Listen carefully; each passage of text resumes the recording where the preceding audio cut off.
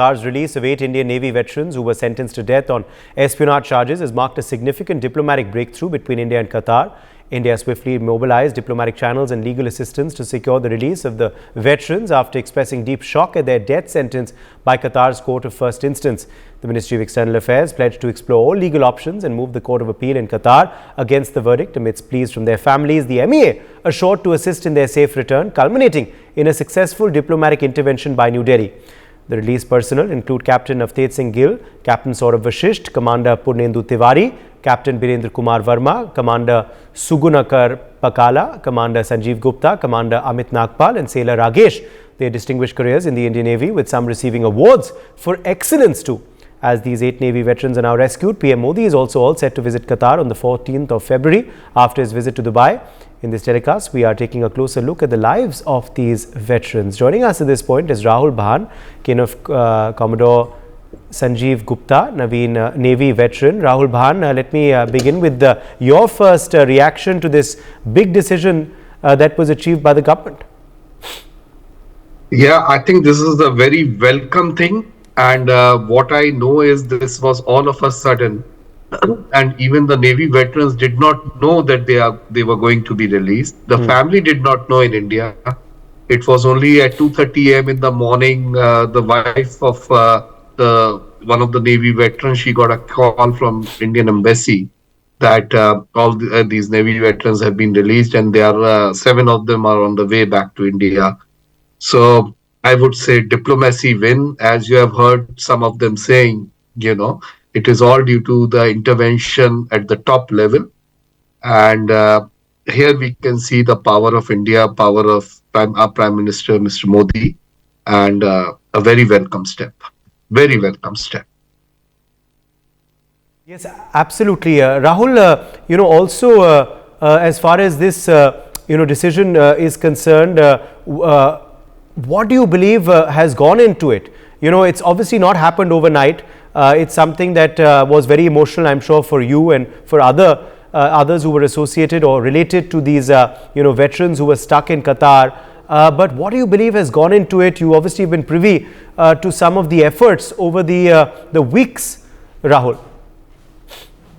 I mean, the efforts of the family has been from day one, the day they came to know, the day they were aware. As you know, for a few days, nobody was aware where they are. And I would say efforts of the family, efforts of the government of India, and everybody, who know this, whatever they know, they believe that they were just the victims of all of this. They did not do any crime. And but the laws in Middle East, they can go, it's very different from the law and the legal system what we have. The truth wins, diplomacy wins. That is what I can say. Yes, Rahul, when did you get to know about this this decision that took place? When did you get to know about the fact that they were being released, and what was your first reaction? Yeah, as I told, the commander's wife came to know at 2:30 a.m. this morning. I came to know at 5:30. I immediately called her. She was in another town and she was driving back to Noida, where she found that her husband is already at home. So of course it was happy. It was surprising. I haven't met the commander as of now because he's at home. I just want him to take some rest for a few days. This weekend I would visit him at his house. But when I saw the videos, one of them was his video at the airport, at the Delhi airport when they came, and I found them hale and hearty, and which was very pleasurable. And the way I saw in one of the videos, they were chanting Bharat Mata Ki Jai with all the kind of energy. And from the face also, they looked, that they had been kept well. So it was very happy. Whatever ended had a happy ending. Okay, let me in fact take that across to also ask you, Rahul, about whether you've managed to speak to Sanjeev. Have you spoken to him at all as yet? No, my wife spoke. I called him just now. I think probably what I see is he has there's so many people who are meeting him, especially the family members. So I think he would have lost his voice by now, talking to everyone, because everybody was worried, and we have a very, very large family. So yes, but I only spoke to his wife that too early morning when she was driving back to Noida from Agra. Okay, and what's the feeling? What are they telling you? Of course, they knew that he will be released. We all knew, but when, how, that was a question mark, and this was all of a sudden. I mean, we thought it would be April when the pardon thing comes.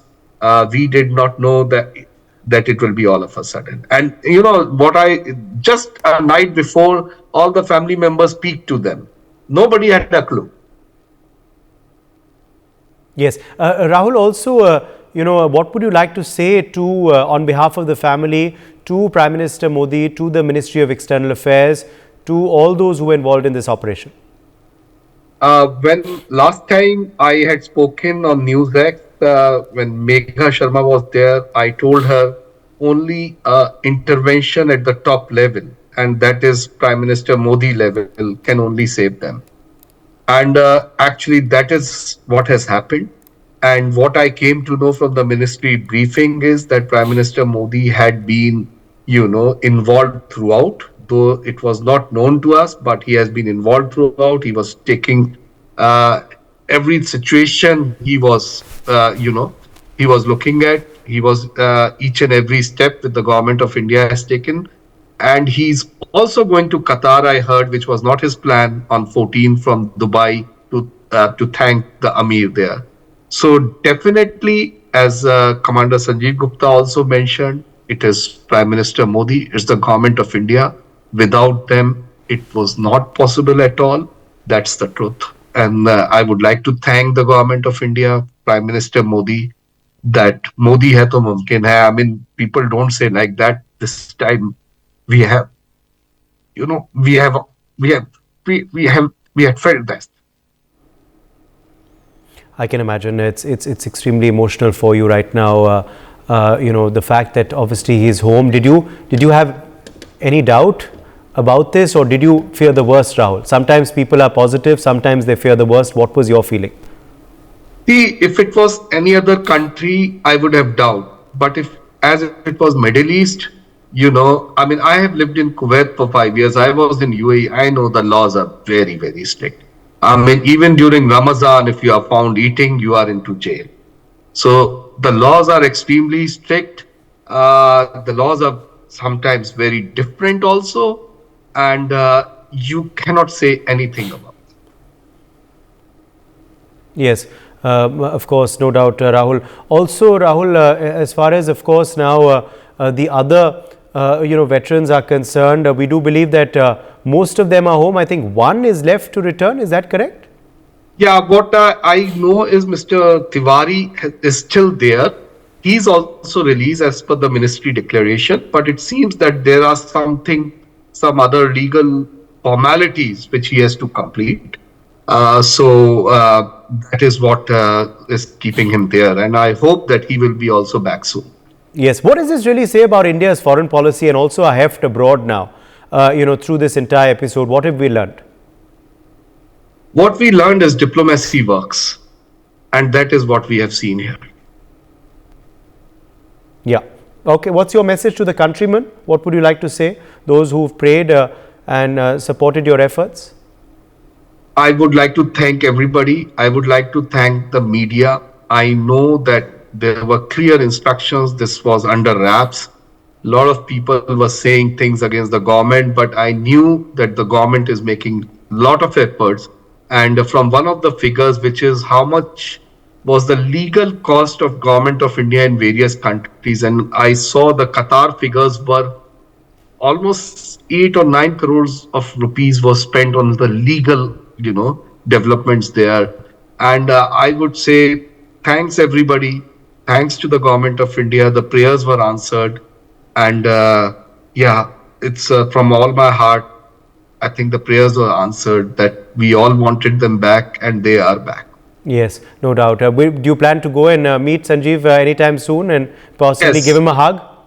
Yes, of course. I will wait till Saturday. Probably on Sunday I will go there because right now everybody is there, and so I will be there on Sunday. All right, Rahul Bhan, thank you very much for joining us on NewsX and sharing your story, and of course your thoughts on your family member now who is back home. Let me bring in Ambassador Mahesh Sachdeva, former diplomat as well, for his perspective. Ambassador Sachdeva, these were veterans, who were stuck abroad. Their family members had hope, and that hope has finally led to success last evening. That is correct, and thank you for having me. I believe that it's a success of our persistent, quiet, low-key diplomacy behind the scene, and that shows that instead of loudspeaker-driven diplomacy, invectives, and shouting matches, quiet persuasion works better in these situations. And I would like here to also mention that there's a virtuous cycle moving. Only 2 days ago in Goa at India Energy Week, India and Qatar signed a renewal of their LNG supply agreement till 2028. India used to be, when the last agreement was signed in 2018, India was the largest buyer of Qatari LNG. And now much water has gone down, other buyers have come up, but we remain one of the most substantive buyers. Depending on the price of LNG, our bilateral trade has gone from $15 billion to something like $9 billion as of now. 7 lakh Indians who work in Qatar are the largest expatriate community, and Prime Minister has already visited once. Qatari Emir has come here, and I have high hopes that this virtuous cycle would receive a big fillip when Prime Minister lands there in 2 days' time. I should also add here that historically the two countries have been very good friends. In fact, 2 generations ago, till 1970s, Indian rupee was the only legal tender in Qatar. So you can imagine how deep the relationship goes. And this dates back to LNG, etc. Now, LNG predates LNG and discovery of LNG and Qatari bonanza. They are largest exporter of liquefied nitrogen gas in the world at the moment. I think they are number 3. I'm sorry. United States has overtaken everyone. Australia is number 2, and they are number 3. But the population of Qatar being so small, it manifests into very high per capita income, and on some accounts, the World Cup held last year saw an expenditure bill of something like $200 billion by Qatar, and those kind of possibilities are alive when Indo-Qatari relations go into positive hyperdrive. I hope they do soon, and we would be well advised to keep the seat belts on. Yes, let me take that across to Pathikrit Pine. Pathikrit, what do we know about these veterans, about their stories, about their bravery, about who they were? Well, frankly, Uday, whenever you talk about any veteran, almost, from all the armed forces of India, all the arms of armed forces, they have impeccable, records, and there is never any, example of anybody breaching code of conduct even when they retire. So the question of, they being involved in any kind of espionage was, always beyond doubt. They went because of their experience on issues related to understanding viabilities of submarines and critical aspects of it, for which they were contracted for by an Oman-based company, Aldara. And because Qatar was in the process of acquiring submarines from an Italian company, if I'm not mistaken, the name of the organization is Fincantieri, from which they were buying it. So these people have been into Navy for more than 20 years. They had illustrious career, so their understanding of technicalities is because of which they were hired as consultants. Otherwise, and let me tell you, Indian Navy veterans, because of their experience in operating as a blue water, Navy, are known worldwide, and there are strong, programs or partnership between Iran and India and Qatar in terms of training of armed forces of Qatar in India. But let me also say one thing. It is not just persuasion. There are these economic aspects that has been shown to the people of to the country called Qatar, that you cannot take a country of $3.75 trillion economy for granted. So I'm sure, there's no denial of the fact that the role of the Prime Minister has been enormous in terms of ensuring that the release is done. But I can also, mention one thing, that the matter is not going to end here.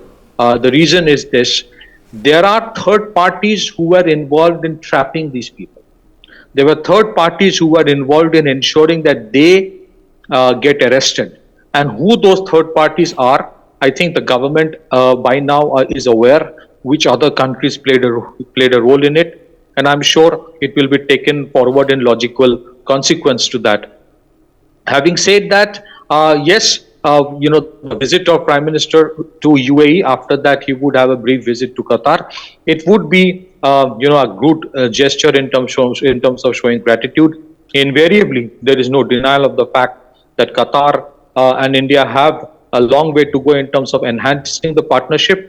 But I must also mention this, that as India becomes far more resilient, and as India emerges as a far more powerful economy and as a voice in the world, there would be certain elements who will be disturbed by the fact that India is breaking the status quo, and many of our people abroad might be targeted.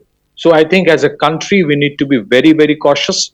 And I'm sure the government of India, Ministry of External Affairs, are aware of it. It has been an enormous amount of effort on the part of Ministry of External Affairs, especially also by the Prime Minister's office, in ensuring that it is executed in a very seamless manner. It looks very calm and serene the way it was done, but I'm sure behind the scene it was not so calm. A lot of things did happen, which we may never come to know about, and justifiably so. We are not supposed to know everything.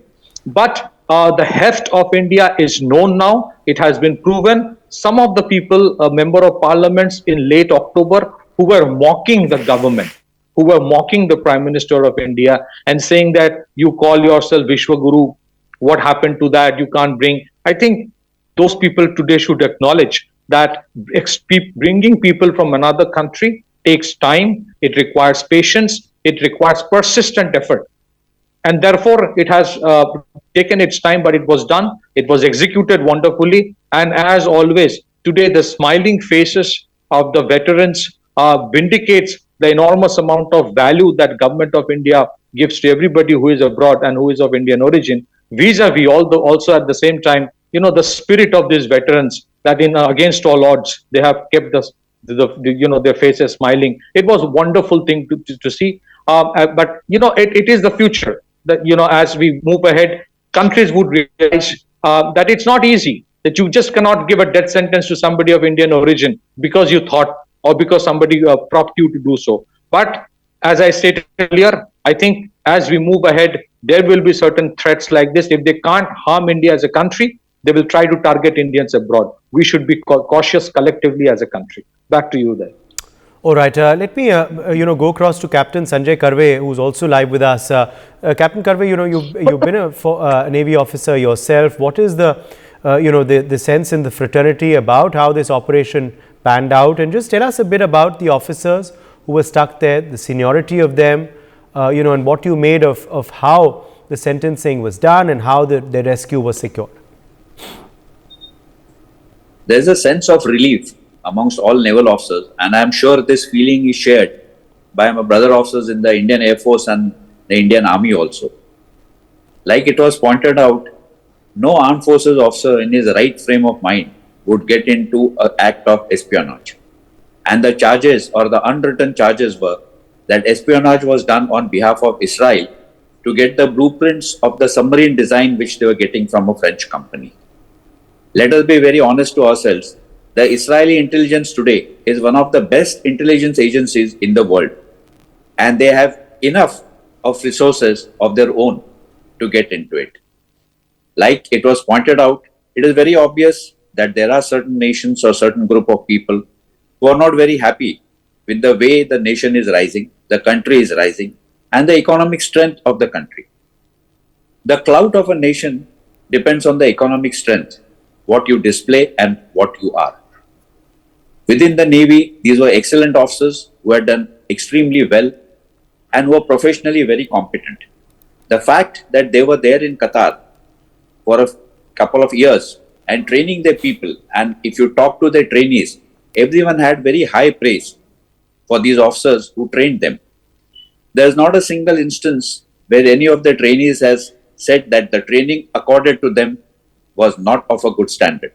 In fact, quite a few of them had gone on record saying that this was the best phase of training which they ever had was from the Indian naval officers. It was very surprising that they were put behind bars without any legal recourse. Credit must go to the Indian Embassy, the Indian government, and the Minister of External Affairs, which stepped in very quietly and diligently. The Chief of Naval Staff had also pointed out a few months ago that the Navy and the Government of India will do everything within its resources to get these officers back. And all the 8 officers have been released. It's a sense of relief for us, our families, who have seen these young officers grow in service. And we know their capabilities, we know their integrity. And it is nice to know that they're back in their own country and with their families. Obviously, there must be a sense of relief, Major General Gigi Dwivedi, in the families who obviously did not lose hope, through this entire period. Were you hopeful as well? And were you confident that their release will be secured after the manner of how they were, caught and sentenced came to light and shocked the whole country? Well, Uday, I think first and foremost, this indeed comes as a great relief for every citizen, every Indian, that our fellow veterans are back. And I think there's no chest thumping about it, but it's a very quite discreet celebration. Well, you rightly pointed out, and we have been on your channel. We covered this issue a couple of times, but moment the sentence was reduced to extended imprisonment, I think the hopes were that in some time to come, it will happen. And very glad and I think very fortunate we are that it happened because of the combined effort. I mean, number of agencies were there, of course, and Ministry of External Affairs was in the front. Then the legal teams were backing them up. Prime Minister himself was taking very personal interest. And of course, the prayers of 1.42 billion people were behind them. But I would like to make 2-3 important points. Firstly, the veterans, all of them, had impeccable record. Some of them have served as faculty in the staff, Defense Service Staff College, where I too was once upon a time. Then secondly, the diplomacy is a very discreet. It's a very soft kind of a activity. Having donned the diplomatic hat on 2 occasions, I can say that our diplomacy did extremely outstanding work. And this has happened primarily because a lot of persuasion has gone in, a lot of groundwork that goes inside, and diplomacy is a lot of give and take and very quiet type of events behind the scene. And more than that, it is a two-way process. You can't just say that it's a power of one nation. No, the other nation is also equally involved. And therefore, I think it's a win-win situation, both for India, for Qatar, for our veterans, and also for all those who are involved in it. My final word is that such things do happen. Many a times, very innocent people get framed. And in this case, it was the veterans who are decorated, who had impeccable record. It had to happen, but then I think we need to put it aside now. And our relationship with the Qatar should be back on the normal. In fact, they already very strong relationship we have, and I am confident that this issue will not come the future bilateral relation with Qatar. Uday. Absolutely, and we certainly are going to be looking at how that relationship, of course, goes forward in the next few days. Ambassador Mahesh Sachdeva, we're expecting, of course, the PM to be in Qatar himself. What do you believe will be on the agenda of the talks that will be held when he visits there? I think there would be there'll be a lot of things other than thanking them for the royal pardon given to the veterans. Qatar has been playing a very important role in mediating a ceasefire between Israel and Hamas. It has also been a go between Iran and United States.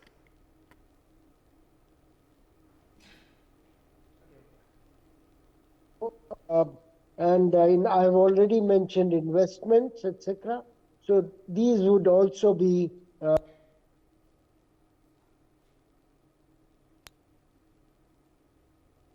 Pathikrit, last word to you. I think we've lost Ambassador there. Pathikrit Pine, last word to you.